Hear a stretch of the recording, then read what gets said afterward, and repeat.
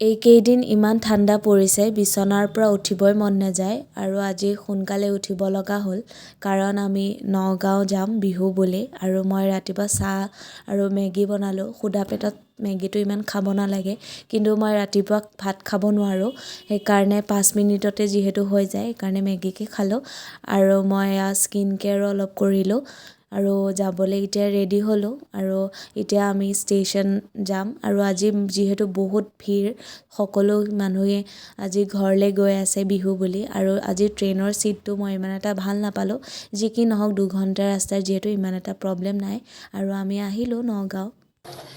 হাই বুলি ক'ব লাগে। হাই কৈ দিয়া হাই হাই বুলি ক'ব এনেকে হাই এনেকেই আইতাৰ লগত মাজে মাজে ধেমালি কৰি থাকোঁ আৰু মই ভাত খাই অকণমান ৰেষ্ট ল'লোঁ। আজিলৈ ইমানেই। যদি ভিডিঅ'টো চাই ভাল পাইছে লাইক শ্বেয়াৰ এণ্ড কমেণ্ট কৰি দিব। আজিলৈ আহিছোঁ, বাই।